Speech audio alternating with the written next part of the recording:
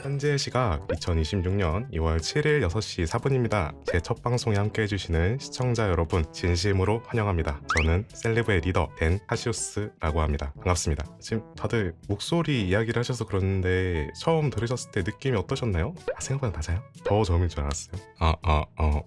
더 저음은 힘들 것 같은데? 자, PPT 시작할게요. 가장 먼저 제 이름인 댄 카시오스에 대해 설명을 해드릴게요. 댄은 아늑한 은신처, 동굴이라는 뜻을 가지고 있고, 카시오스는 과거에 출세했던 평민의 이름에서 따왔다고 아버지께 들었는데 사실 여부는 잘 모르겠습니다. 직업은 비공정 항해사입니다. 비공정은 하늘을 나는 배를 뜻하는 말이죠. 주로 맡는 업무는 무역, 운송이나 여행을 위해 나라에서 지정해준 항로를 따라 비공정을 운행하는 일이에요. 그래서 스케줄이 있는 날이면 비공정을 끌고 하늘을 날아다니고 있다라고 보시면 됩니다. 그리고 나이가 28입니다. 생각보다 제 나이가 좀 많았을까요? 적었을까요? 다들 어떻게 예상하셨어요? 오빠, 감사합니다. 30 얘기는 좀 나중으로 미뤄두는 걸로. 벌써 생각하기엔 좀 마음이 많이 아프는데요. 생일은 10월 3일입니다. 한창 시원해지기 시작할 시기죠. 지구에서는 개천절이라고 하더라고요. 하늘이 열린다니 비공정 항해사에게 딱 좋은 생일이라고 생각합니다. 키는 186cm로 셀리브에서 1등을 하고 있습니다. 이게 동생들의 성장기가 더 이어질지는 미지수이기 때문에 어지간하면 제가 계속 1위를 유지할 거라고 생각합니다. 사야 미안해. MBTI는 INFP입니다. 제가 내성적인 면이 꽤 있고 혼자 생각에 잠기는 것도 좋아해요. 감수성도 예민한 편이라서 가끔 여러분이 예쁜 말을 해주시면은 혼자 울컥할 수도 있습니다. 컬러 코드는 다음과 같습니다. 갈색, 노란색, 파란색인데요. 제 머리색하고 눈색에서 따왔어요. 차분하면서도 따뜻한 느낌을 담고 있죠. 오시마크는 별과 나침반입니다. 둘 모두 항해사에겐 친구와도 같은 존재죠. 기술이 발달한 지금은 의존도가 많이 낮아지긴 했지만 여전히 별은 제가 사랑하는 빛이고 나침반은 저를 올바른 항로로 끌어주는 조언자이기 때문에 이렇게 저를 상징하는 표시로 사용해봤습니다. 이번 페이지에선 저를 이 세상에 태어나게 해주신 소중한 분들을 소개하려고 합니다. 먼저 제게 멋진 외모와 세련된 제복을 입혀주신 마마 개주님입니다. 다들 박수! 개주님 덕분에 제가 리더로서, 맏형으로서 품격을 갖출 수 있게 된 것 같아서 정말 감사하고 있습니다. 주님 감사합니다. 다음은 제가 이렇게 살아 숨쉴 수 있도록 생명을 불어넣어주신 파파 앤님을 소개하겠습니다. 박수!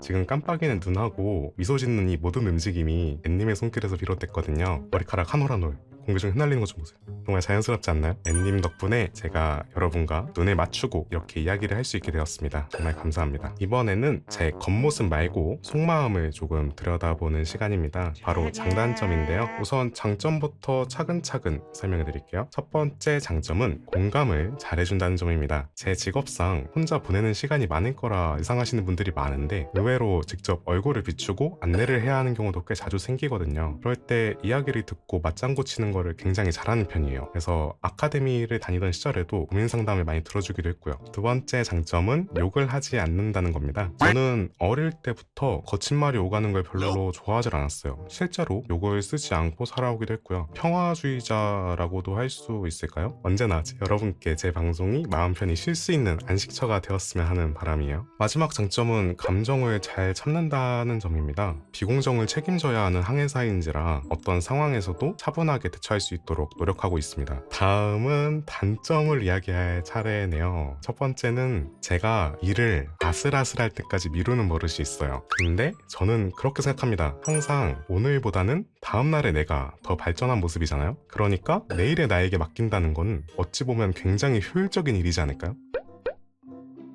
농담이에요. 동의하지 말아주세요. 아니야. 여러분 절대 이러시면 안 돼요. 두 번째로는 제가 좀 돈 쓰는 게 해프입니다. 웹소설 같은 경우도 5화 정도만 보고 재밌으면 모든 화를 한 번에 결제해버리거든요. 그리고 전자제품도 충동적인 구매가 많은 편이라서 은행에 돈을 어떻게든 묶어두려고 하는 편이에요. 마지막으로는 장점에서도 나왔던 감정을 잘 찾는다입니다. 짜증을 부린다던가 화를 내는 일이 거의 없다시피 하니까 아무래도 속에 쌓아두는 게 생기더라고요. 그게 터져버리면은 속세와의 인연을 끊는다던가 하루 종일 잠만 자는 일이 발생합니다. 근데 지금은 의지할 수 있는 멤버들도 생겼고 여기 저를 사랑해주시는 여러분도 계시니까 속에 쌓아두기보단 먼저 이야기를 꺼내도록 하겠습니다. 제가 좋아하는 것들을 소개해볼게요. 첫 번째는 역시 별입니다. 이게 단순하게 예뻐서 좋아하는 것도 있지만 비공정 창밖에서 쏟아지는 은하수가 그렇게 예뻐요. 그거를 가만히 보고 있으면 세상에 저 혼자만 남겨진 것 같은 기분이 드는데 그 고요함이 정말 필요할 때가 있더라고요. 그래서일까요? 수족관이나 박물관 같은 정적인 공간도 좋아합니다. 물고기들이 헤엄치는 모습이나 역사를 담은 유물들을 보면은 마음이 차분해지더라고요. 세 번째는 제 삶의 비타민 웹소설입니다. 비공정에 있는 시간이 길다 보니까 자연스럽게 소설을 많이 읽게 되더라고요. 이따가 제 최애작들도 소개해드리겠지만 소설 속 세상으로 여행을 떠나는 그 시간이 제겐 가장 큰 휴식이라고 할 수 있어요. 마지막은 여행입니다. 일로서의 여행 말고 목적지 없이 돌아다닐 수 있는 여행을 좋아해요. 이제 조심해야 할 것들입니다. 저는 더위를 정말 못 참아요. 그래서 여름보다는 겨울을, 낮보다는 시원한 밤을 좋아합니다. 공포, 여러분 저 정말 겁 많아요. 이 부분에서만큼은 항상 여러분이 저를 지켜주셨으면 합니다. 곰게임은 다른 동생들에게 믿고 있을게요. 다음 욕설도 마찬가지입니다. 욕설을 사용하지 않는 삶을 살았고 앞으로도 그러려고 노력하고 있기 때문에 욕설은 지양해 주셨으면 좋을 것 같아요. 마지막으로는 제 인생 최대의 난관 멀미입니다. 항해사가 왜 멀미냐 하겠는데 뱃멀미는 다행히 극복을 한 상태고 3D라는 매체에 상당히 약해요. 꼭 이겨내고 싶은 인생 과제 중 하나입니다. 다음은 제가 쉴 때 즐기는 취미입니다. 일단 제 휴식의 6할 정도는 웹소설을 읽으면서 뒹굴거리기. 이게 침대에 누워서 읽다 보면 눈 깜짝할 새에 몇 시간이 사라져 있더라고요. 가끔 팔이 저리거나 폰을 떨어뜨려서 얼굴과 충돌사고가 나는 게 아닌 이상 진짜 시간 가는 줄 모릅니다. 두 번째는 수족관 영상 보면서 멍 때리기입니다. 주로 유튜브에서 볼 수 있는 물고기 떼와 가오리가 지나가는 걸 보고 있으면 제 방이 꼭 바닷속이 된 것 같은 신기한 경험을 할 수 있더라고요. 세 번째는 여행 다큐 보면서 대리만족하기입니다. 가보지 못했던 낯선 도시의 풍경을 보는 것만으로도 가슴이 엄청 두근거리기 때문에 자주 찾아보게 되는 것 같아요. 마지막 취미는 산책하다 마주치는 동물 구경하기입니다. 담벼락에 앉아있는 고양이나 산책하고 있는 강아지를 보면 멀찍이 떨어져서 구경을 합니다. 그냥 지그시 보다가 눈이라도 마주치면 엄청 행복하더라고요. 그러면 이번에는 댄 카시오스의 비밀 서재를 한번 살펴보도록 할까요? 제가 봤던 작품 중에 몇 번이고 다시 정주행했거나 편안하게 보기 좋은 것들만 모아봤어요. 먼저 스파이 패밀리하고 바라카몬 보고 있으면은 정말 마음이 따뜻해지는 힐링물이에요. 작중에 등장하는 아이들의 귀여운 표정 보고 있으면은 하루의 피로가 싹 사라지거든요. 어느 정도의 유머도 챙기면서 어른과 아이의 서로 다른 시야를 보는 게 상당히 흥미로운 요소입니다. 그래서 편안한 작품을 원하신다면은 꼭 추천드릴게요. 다음 빙과 남자 주인공 오레키 호타로의 에너지 절약주의라는 게 있거든요. 그게 제가 꿈꾸는 모습하고 가까워서 정말 좋아하는 작품입니다. 정주행도 여러 번 하고 책도 읽고 그랬는데 그때마다 나도 저렇게 평화로운 삶을 살고 싶다 라는 생각이 들더라고요.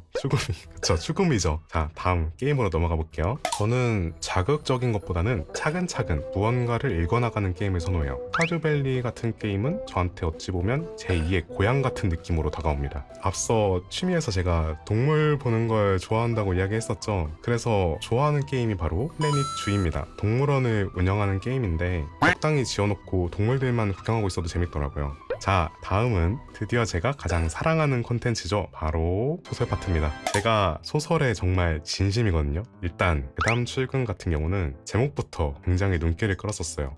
나만 출근하기 싫은 건 아니구나 라는 마음의 위로를 받으면서 읽기 시작했습니다. 어느 정도 읽은 후로는 그다마에 익숙하지 않은 제게 있어서는 신선한 충격들? 공포보다는 흥미로움에 가까웠던 것 같아요. 그리고 편하게 읽히면서 아련하게 얽히는 그 등장인물들의 서사가 있잖아요. 너무 매력적이라서 지금도 꾸준하게 읽고 있는 작품입니다. 명문고 EX급 조연의 리플레이와 화산귀환, 이 작품들을 좋아하는 이유는 제가 주로 좋아하는 주인공의 유형을 보면 신념을 지키면서 자기 희생을 서슴지 않고 아픔을 가지고 있거나 또는 아픈 사람을 치유해주는 경우가 대부분이더라고요. 뭐랄까 빛나 보인다고 할까요? 자신을 바쳐서 누군가를 구할 수 있는 사람이라는 게 굉장히 멋져 보여가지고 이 작품들에 끌린 것 같습니다. 이번 페이지는 여러분이 저에 대해 궁금해하셨던 것들을 풀어보는 Q&A 시간이에요. 마슈마로를 통해 받았던 질문이 굉장히 많았는데요. 그 중에 몇 가지를 뽑아서 답변해 드리도록 하겠습니다.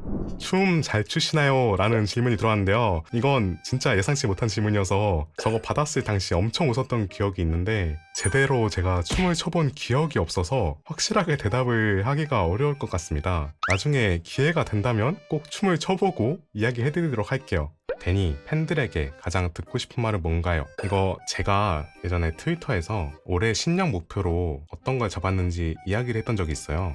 모두에게 사랑받지 못하더라도 모두를 사랑할 수 있는 사람이 되자라는 목표였습니다. 지금 생각하면 정말 어마어마한 목표인데 그때는 아무 생각 없이 잡았단 말이죠. 그래서 제가 목표를 이루어갈 수 있도록 여기 계신 여러분들이 저를 지탱해주는 사람이 되어줬으면 좋겠어요. 그래서 듣고 싶은 말이 뭐냐고요? 사랑해? 사랑해요. 좋아합니다. 마지막 페이지입니다. SNS에서 사용하실 태그를 담아봤는데요. 제게 남기고 싶은 이야기는 덴카시오스 태그에 남겨주시면 됩니다. 팬아트는 덴보고 그림, 재밌는 클립은 덴보고 올림 태그를 사용해주시면 되고요. PPT는 여기까지. 끝났다. 이제 긴장이 좀 풀리는 것 같네요. 사실 오늘 방송 시작하기 전에 명상을 거의 하고 있었거든요. 명상하면서 아무도 안 오면 어쩌지? 실수하면 어쩌지? 하고 걱정이 가득했었는데 1시간 동안 제 곁을 지켜주시고 서툰 이야기에도 반응을 잘해주셔가지고 정말 감사합니다.